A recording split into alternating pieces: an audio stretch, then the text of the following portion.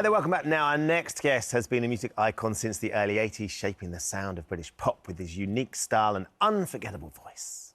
Well, before the Culture Club hit the road this summer for festival season, Boy George has popped in to say good morning. Good morning to you. Morning. Lovely to see you. It's lovely to see it. So you're off. You're off out and about. You're meeting the fans. You're going to be at Uptown. What are you doing? Uptown, which is in Blackheath, which is kind of near where I grew up. Oh, so it's like a homecoming. It is a bit. I mean, Blackheath is posh. I'm actually from SE9 originally. Right. And then moved to SE18. And Blackheath was always like a place I wanted to live when I was a kid. I was like, I'd love to live in Blackheath. But... So how does it feel when you're doing a festival there? Is there sort of a lot of memories of sort of... I feel like, it's funny because, like, South East London, I ran screaming from South East London when I was, like, 17 and vowed never to go back. But over the years, obviously through the DJing, I used to do a lot of clubs down there. And eventually people kind of reclaimed me as part of the sort of South East London massive. Yeah, eventually it was like, one of us, Of course. So, yeah, no, I love it down there now, but when I was, like, 17, we used to get chased by...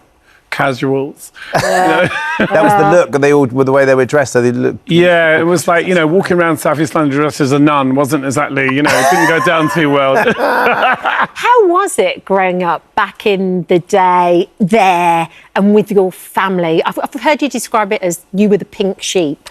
Definitely. I mean, I used to sometimes see my brothers and their mates, like, as I was walking down the hill to get the bus, and they'd, like, cross the road. Would they really?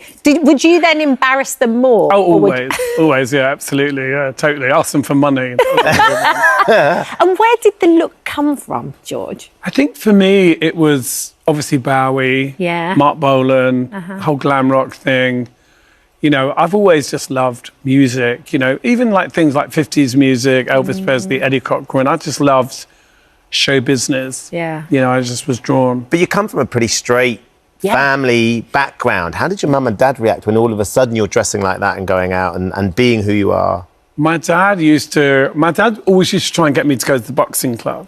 My dad used to say, you need to toughen yourself up. If you're going to walk around looking like that, you need to be able to handle yourself.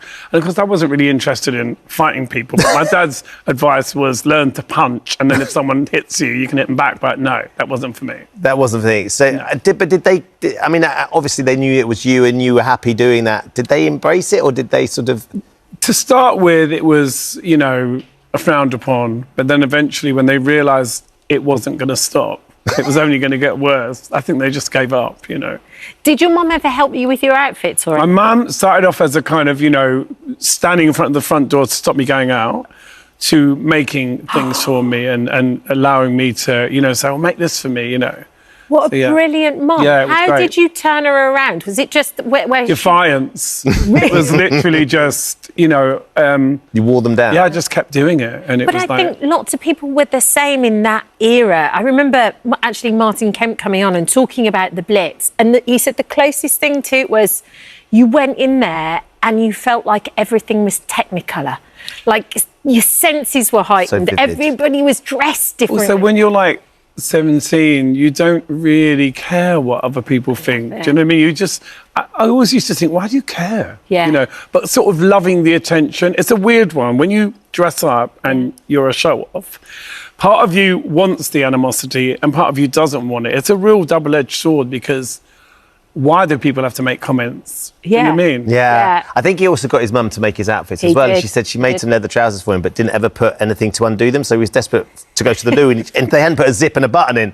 So he was just... My mum was an excellent seamstress. It was like she would copy Vivienne Westwood clothing. And in fact, one time I was in Paris wearing a pair of trousers my mum had made, and Vivienne came up and inspected them, and she goes, they're not mine.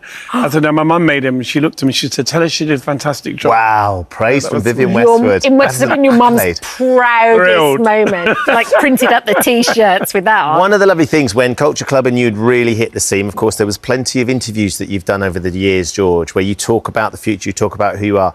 And we found a clip of nearly 40 years ago of an interview where someone asks you what you would like to be remembered for in 40 years. And here we go. This is what you said. You would like, what you think you might be doing in 40 years' time? I hope I don't know what I'd like to be remembered for. Songs mainly, you know. I mean, because I actually read something in the newspaper the other week which said Boy George was nothing to the discovered mascara, which I felt very insulted because, you know, I write songs. Can I imagine what you would look like in 40 years' time? Are you going to be like that? Hideous, probably. Well, I mean, everyone wants to grow up gracefully, but sometimes you just can't help it, you know. Oh, Aren't Good you news is I gorgeous? look better. you look fabulous. But aren't you gorgeous though? Your raspy voice, you're so gorgeous. Do you remember that? Yeah, I do. Yeah. I do remember it, yeah. And it's a funny one, isn't it? Because, like, when you first start, you know, when we first started the band, nobody was thinking about the future. No. Nobody thought we were sitting there 40 years later talking about our careers. You know, it just wasn't, you know, we thought we'd make a record, maybe do one tour. You know, it's, you just never know what's coming, you know. Well, you're definitely remembered for the music, and you've got this new album, sure. SE18. So you're still writing the music, you're still doing a business now. Absolutely. And I have a bunch of stuff coming out. Now I've found a way to release vinyl. So this is not going to be streamed. It's only vinyl and CD. I'm taking it right back. How are you doing that? How are you? You can go online and order it. Yeah. So you have to get a physical copy. We really miss that, don't we? Yeah. Yeah, because I feel like my audience doesn't seem to care about streaming.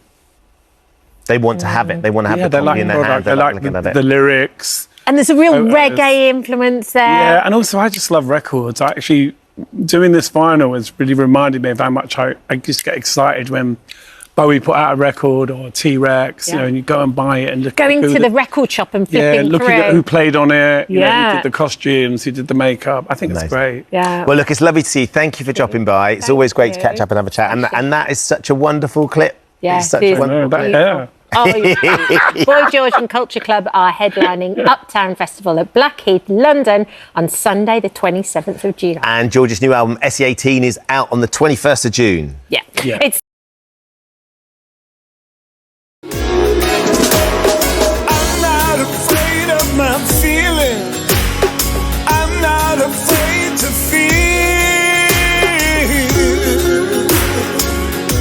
Feel everything. Teaching pain, watch me do my thing. Teaching pain. Teaching pain, watch me do my thing. Teaching, oh. Ba ba ba ba ba ba. I love that secret stuff. Ba ba ba but I swear it was all in the diary. Yeah.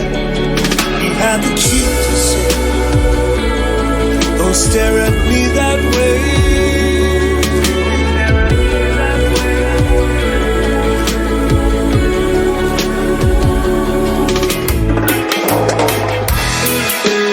Giving it to me wet, my God, my fighter jet.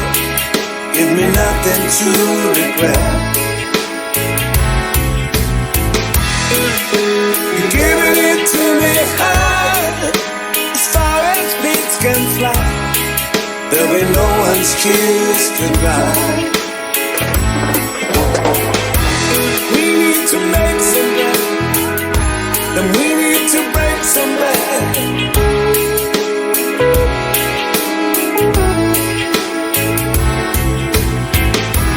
We need to make some bread, then we need to break some bread. Don't be unconscious, just me. Deliciously funky and free. Just me. Deliciously funky and free.